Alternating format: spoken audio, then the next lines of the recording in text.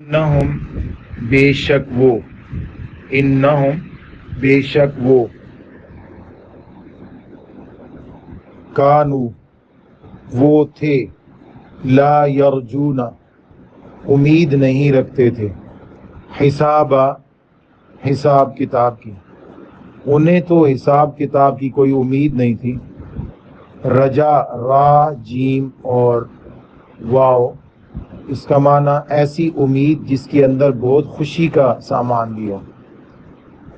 एक आदमी कोई अमल करे, नेक अमल, और उस अमल का बदला बखुशी आखिरत में लेने के लिए राज़ी हो और उसे उम्मीद हो कि इसका अच्छा बदला, बेहतर नेमुल बदल, बेहतर इनाम जो मैंने काम किया है इसका बहुत अच्छी जज़ा मुझे आखिरत में मिलने वाली है, तो उसे वही अमल दोबारा करने के लिए भी आसानी होती है।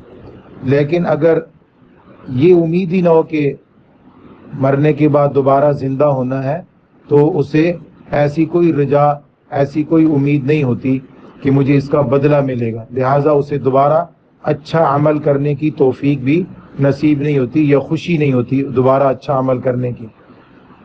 तो वो लोग जो जहन्नम में पहुंच चुके हैं, उनका दुनिया में ये ख्याल ही नहीं था, उन्हें कोई उम्मीद ही नहीं थी कि दोबारा जिंदा होना है और हमें अपने अपने अमाल के बदले लेने होंगे। वकज़्ज़बू बिआयातिना किज़्ज़ाबा, और झुटलाते थे वो हमारी आयात को। झुटलाना, आयात उन निशानियों को कहते हैं जिन निशानियों के ज़रिए से किसी चीज़ को पहचाना जाए। कुछ निशानात, जैसे हमें अपनी गली के निशानात पता हैं, या अपने इलाके के निशानात पता हैं, या कोई ख़ास जगह जहाँ पे हमें जाना हो वहाँ की अलामात हमें पता हों। जब हम उन अलामात को देख लें तो हमें ये यकीन हो जाता है कि हम वहाँ पहुँच चुके हैं।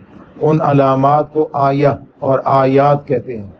ये जहान अल्लाह रब्बुल इज़्ज़त की पहचान है, इसकी एक एक चीज़ को देखकर अल्लाह रब्बुल इज़्ज़त को पहचाना जाता है।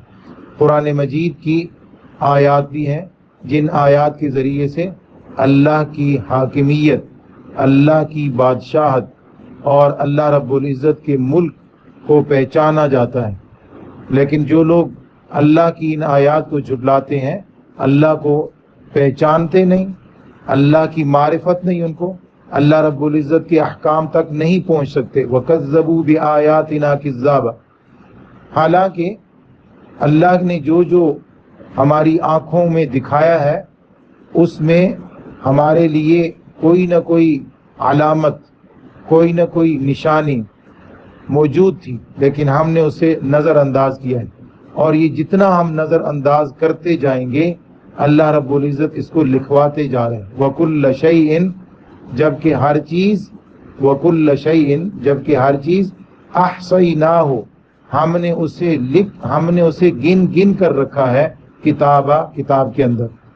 हसा कंकर को कहते हैं, कंकरियाँ, और अहले अरब चीज़ों को इसी तरह कंकरियों पर गिना करते थे जिस तरह हम चीज़ों को उंगलियों पर या आजकल कैलकुलेटर पर गिन कर रखते हैं।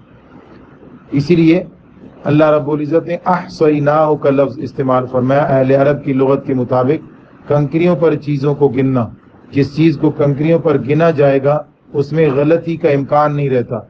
अल्लाह रब्बुल इज़्ज़त हर एक आदमी के उस अमल को जो उसने आँखों से देखा हो, कानों से सुना हो और फिर उस पर उसने कोई रद्द अमल जाहिर किया हो, हर एक अमल उसका अल्लाह रब्बुल इज़्ज़त के यहाँ गिना हुआ भी है, लिखा हुआ भी है।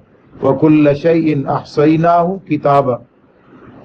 तो जब एक इंसान का हाल ये है कि उसे आखिरत में अपने नेक अमाल पर अजर मिलने वाला है, फिर भी अगर वो अल्लाह रब्बुल इज़्ज़त के इनामात को ठुकराता जाए, नाशुक्री करता जाए, इनकार करता जाए, हालांकि उसके अमाल को लिखा जा रहा है, फिर भी वो उसको नज़रअंदाज करके झुटलाता जा रहा है, तो उसका अंजाम क्या होगा, कैसा भयानक अंजाम होगा उसका।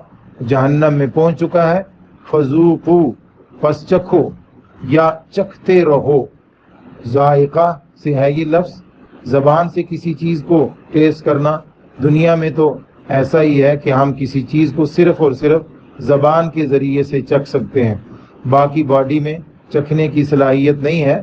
لیکن آخرت میں جو عذاب ہوگا وہ پوری باڈی کو اس کی اذیت اور تکلیف ہو رہی ہوگی، پوری سکن کو اس کا احساس ہو رہا ہوگا کیونکہ عذاب ہے.